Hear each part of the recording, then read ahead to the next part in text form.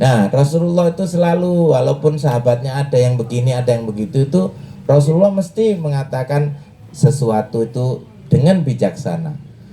Padahal itu sulit kalau kita tuh, coba bayangin. Masih ingat Pak, kita kalau sholat di Masjid Nabawi ya Pak ya. Apa Pak, masih ingat bedanya kalau kita sholat di Masjidil Haram dengan Masjid Nabawi? 100.000 Pas, oke, selain pahala. Itu tadi udah ditanyakan belum? belum. Oh iya, nanti bocoran itu termasuk. Bocoran ya. Tapi maksud saya, orang tuh cepet-cepetan mana kalau ke Masjidil Haram sama ke Masjid Nabawi? Nah, kenapa kalau ke Masjidil Haram kok cepet-cepetan? Soalnya mari adzan langsung komat. Nah, itu kalau ada masjid-masjid di Malang ini, sing mari adzan langsung komat, oh Masjidil Haram iki. Sampeyan kono ya. Tapi ada yang adzan, tapi dia masih memberikan waktu kepada orang untuk berjalan kaki, ya kan? Untuk berwudu, mungkin ada yang mau ke toilet, gitu kan? Jadi kalau jedanya kita di Madinah itu, kita bisa santai ke masjid itu, bener ya? Masih ada bisa tahiyatul masjid, masih bisa tadarus, masih bisa berdoa. Kadang kalau kita ketemu sama teman ini, masih bisa menyapa, saking pundi, loh coba. Kan luar biasa tuh itu. Itulah Pak gambarannya.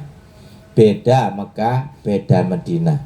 Lain ladang, lain belalang, lain lubuk, lain ikannya. Kalau di AR Farudin termasuk Masjidil Haram, Masjid Nabawi. Gitu ya. Jadi penting lah itu menunggu orang. Kata Nabi, kalau kamu menunggu orang itu pahalanya sama dengan dia melakukan sholat sunnah sebanyak kau menunggu. Lah kalau setengah jam orang 2 rakaat, 2 rakaat, 2 rakaat, itu pahalanya sama dengan kita sholat 2 rakaat, 2 rakaat. Nah, Nabi Muhammad itu kalau makan, kata Nabi, bagilah menjadi 3 bagian perutmu tuh. Sulusulil akli, sulusuli surbi, sulusuli tanafus. Ayo, ini pertanyaan pertama. Dibagi 3 itu apa saja? Coba angkat tangan. Nah, nih, ini langsung disampaikan yang belum dapat, yang belum dapat. Nah, ayo. Kalau kita makan, kata Nabi, bagilah menjadi 3. Air, udara. Lil akli, li surbi, li tanafus. Tuh bahasa Arabnya wis tak bocorkan. Oh itu loh, apa itu loh. Apa ini yang sering dengerin tausiah soalnya? Ya Pak. Paring, Pak, paring. Enggak Pak. Sepertiga untuk angin, pernapasan maksudnya, bukan masuk angin. Yang sepertiga untuk makanan, betul. Sepertiga untuk, Masya Allah, tepuk tangan. Waduh, mumtaz pokoknya itu. Nah, dapat ya. Masya Allah. Itu di dalamnya ada rekeningnya itu. Nanti bisa untuk berangkat lagi itu. Masya Allah. Jadi kalau lihat-lihat dari metodenya Nabi makan, bahwa sepertiga untuk makanan, sepertiga untuk minuman, sepertiga untuk pernafasan, itu berarti memang Nabi mengajarkan keseimbangan. Masya Allah ya, tidak pernah tuh Nabi itu dalam hadisnya itu sakit perut gitu, tidak ada. Nabi itu kalau udah sholat betul-betul spiritual quotient, punya kecerdasan spiritual. Kenapa Nabi kok sampai kuat berdirinya lama? Kenapa kira-kira? Biasanya kalau orang berdirinya lama itu karena apa Pak? Ngenteni ojek. Ya, atau upacara, itu kan berdiri toh. Nah, terus apa lagi kalau berdiri lama? Ya. Kalau Qiyamul Lail berarti bacaannya panjang setelah Al-Fatihah. Karena panjangnya bacaan itulah menyebabkan kemudian berdirinya lama. Nah, kalau berdirinya lama secara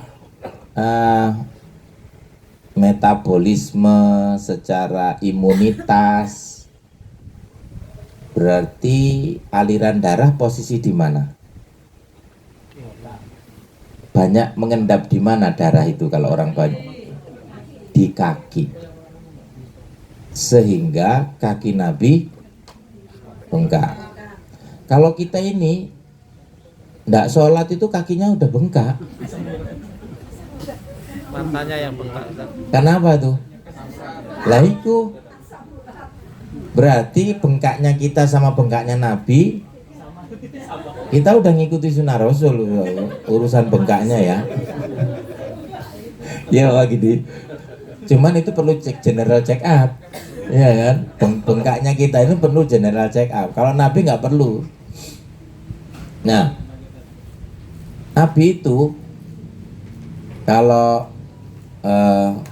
tidur posisinya sukanya miring ke kanan. Nah, secara fisiologis orang kalau miring kanan tuh posisi jantungnya di mana? Iya, di atas, di kiri. Berarti dia tidak merasa terbebani posisinya. Nah, kira-kira Bapak Ibu dari segi tidur sudah ngikuti sunnah Rasul belum nih? Anu Pak, pertama nih tok Pak anjenenganan Pak. Mana ngono glebak gak karuan mah wis jungkir lah, jengking lah apa segala macam. Lah ikilah posisi ini malah kita ini. Nah iya, posisi menentukan prestasi. Masya Allah. Ah itu dia. Jadi konsistensi itu ternyata kadang-kadang Nabi itu juga ngajari kita, oh ternyata itu perlu konsisten. Lah konsisten itu bahasa Arabnya istiqomah. Pertanyaannya, udah berapa kali ini pertemuan silaturahim haji ini mulai dari kita berangkat haji? Setiap apa tuh? Setiap apa? Oh 3 bulan, berarti setengah semester ya? Sudah 4 kali dalam 1 tahun ya? Oh tambah ini, Masya Allah. Wah itu dia, sehingga seneng ya itu sehat gimana. Jadi kalau urusan rekreasi Bapak Ibu itu sudah ditulis di dalam surat Al-Quraisy. Ya, a'udzubillahi minasyaitonirrajim. Bismillahirrahmanirrahim. Ayo baca sama-sama. Di ilafi Quraisyin ilafihim rihlatasyita'i was-shaif falyabudu rabba hadzal bait alladzi at'amahum min ju' wa amanahum min khauf. Sadaqallahul adzim. Dalam bahasa Arab rekreasi itu rihlah. Jadi ternyata kalau orang Quraisy saja suka rekreasi, apa meneh wong Jawa. Iki wong Jawa kabeh apa ono sing gak Jawa? Atau ono sing oh iya, wong Mataram itu termasuk Jawa apa gak Jawa ya? Jawa Timur bagian. Ya, itu apa itu didikannya Nabi. Nabi itu walaupun kaum Quraisy ya, Iya. kastanya tinggi, tapi beliau itu juga suka rihlah, suka rekreasi. Berarti jamaah ulil absor ini harus dirutinkan rekreasinya. Loh, setuju ya apa sih? Karena rihlah itu bagian dari tidak hanya sunnah Rasul, tapi perintah Allah. Karena orang Quraisy itu, karena statusnya itu tinggi Pak, itu kenapa dia banyak melanglang buana, itu mendapatkan inspirasi, mendapatkan inovasi. Orang kalau cuman di sini-sini aja kan bosen ya Pak ya. Tapi kalau udah rekreasi itu kan seneng ya Pak ya.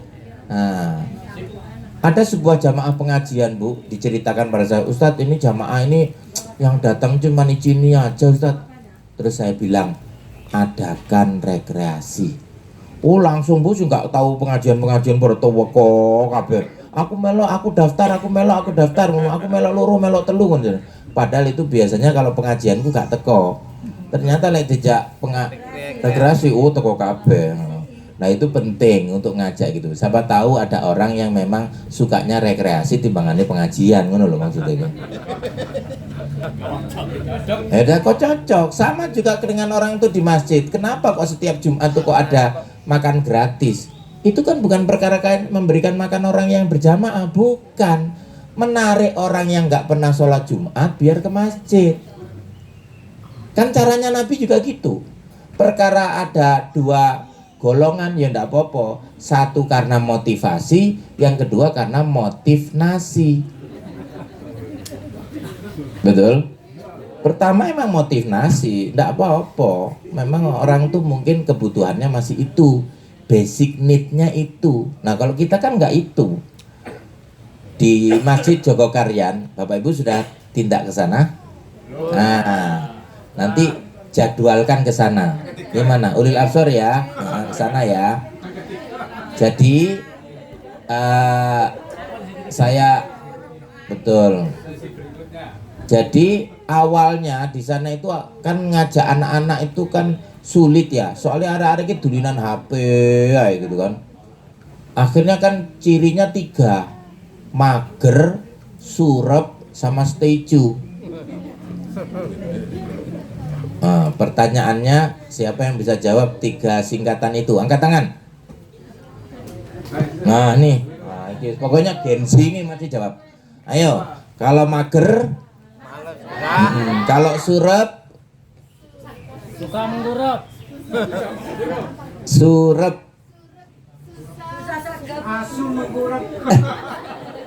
suka rebahan. Kalau setuju? Cuek.